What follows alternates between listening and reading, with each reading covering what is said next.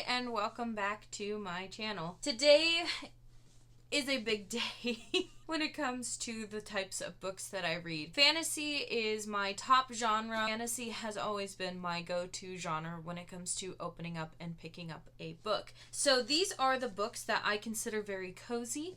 These are the books that I reach for when times are tough or when it's really cold outside and I just want to snuggle up with a book. I hope that y'all will find them as comfy as I do. We're going to be starting off with some classics today.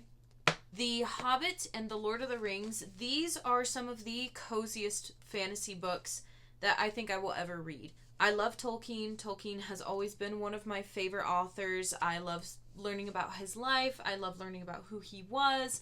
I love his writing style.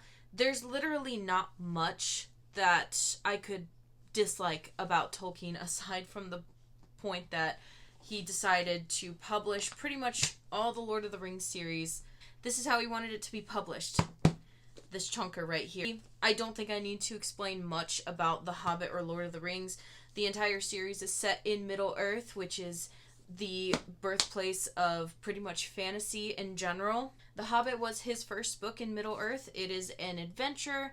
It is about Bilbo Baggins going on an adventure to help a company of dwarves take back their mountain with the wizard Gandalf, and they just get into all types of hijinks on the way to this mountain. They face off a dragon called Smaug, and then there is a battle at the end of the book called the Battle of the Five Armies. And this book takes place 60 years before the War of the Ring. The Lord of the Rings is an epic fantasy story that I'm sure everybody knows at this point. It follows the Fellowship of the Ring, Frodo, Sam, Merry, Pippin, Aragorn, Gimli, Legolas, and Boromir. This book is obviously a classic for a reason. The first book, especially The Fellowship of the Ring, is one of my favorite books of all time. It is so comfy. It is so cozy.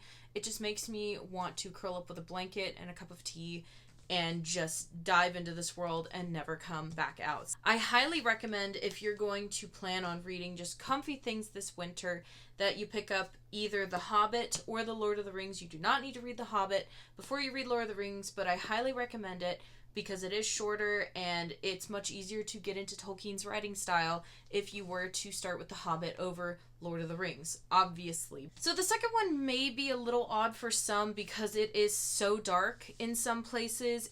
I would even consider this like light grimdark at some points because it is so adult and there's so many adult themes within this book series, but that would be the Witcher series. The first book, The Last Wish, is a collection of short stories from the author Andrzej Sapkowski, and he is a Polish writer, and he started off the Witcher series with writing short stories for a fantasy magazine. And this book contains, I believe, the first 20 short stories that he ever published. This is one of my all-time favorite series. I love the video games, I love the books, I love the first season of the show. Last night, me and my husband even fell asleep to one of the books in the series called The Blood of Elves, which is the first in a trilogy when it comes to these books, because it's not written like a regular book series. There's the short stories. There's, I believe, 2 books of short stories. Yeah, there's 2 books of short stories. There's The Blood of Elves, Time of Content, Baptism of Fire, and then the rest of the series, I believe, is a collection of short stories as well. This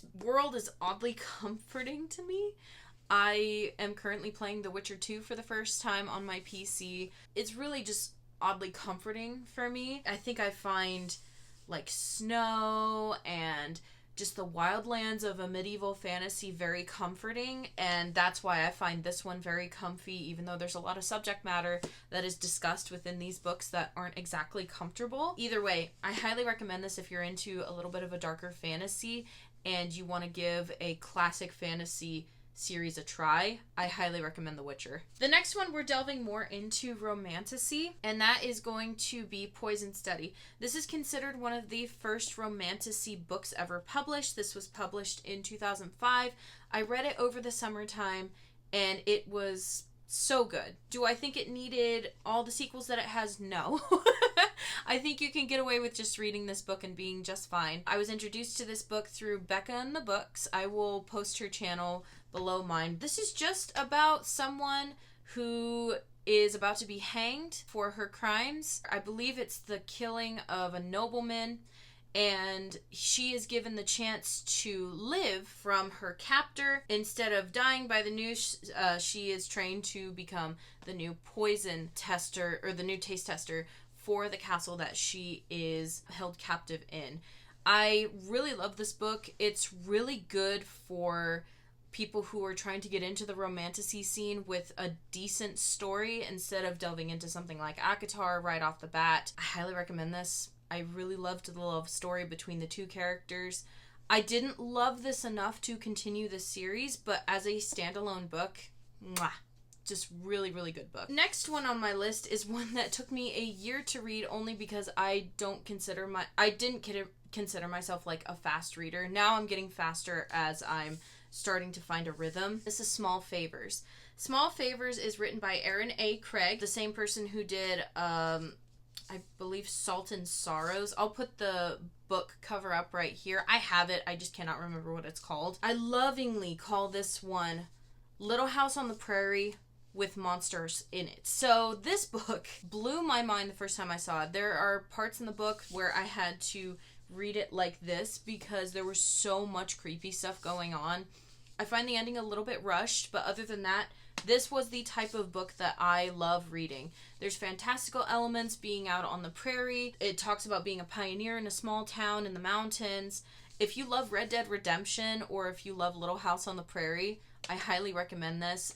It is very magical realism, and I do consider this fantasy just set in a prairie town. So the next one is probably my favorite book of the year, What the River Knows. It is a book based on the 1991, I believe. Yeah, the 1991 movie, The Mummy. This book exceeded all of my expectations before reading it. It takes place in 1930s Egypt. It even gives you like a whole timeline of what type of historical events are going on. I'm sorry, it's set in 1922. So this is, I believe, right after finding the tomb of Tutankhamun. And it follows the two characters, Inez and Whitaker, as they try and find the tomb of Cleopatra. This book is very much like Indiana Jones. It's very much like The Mummy 1991. It delivers on all of those things, and it takes place over the Christmas season in Egypt. And this book is such a comforting read for me because I miss those old adventures. I miss being able to just go to a place in our world and just find magic in it. And that is definitely what happens here. There is an element of magic in it. This is, again, a magical realism book, and it's just so comforting, and I find this to be a very unique fantasy book set in our world, and I highly recommend it. The second book in this series did come out. It's called Where the Library Hides. I haven't read it yet, and I can't wait to get into it. The last one on my list is one that I'm currently in the middle of, and that is The Spell Shop. The Spell Shop is everything that you want in a comforting fantasy book. It's very low stakes. It's very comforting. It's like a cup of hot chocolate. It's fantastic. It's everything you want it to be when it comes to a comforting fantasy book. I can't say good enough things about this book. I'm not even done with it, and I know this is going to be a 5-star read from me. Well, thank you for watching my video of comforting fantasy reads that I find comforting. What are some comforting fantasy books that you guys read? Let me know down below, and I will see you guys in the next video. Bye!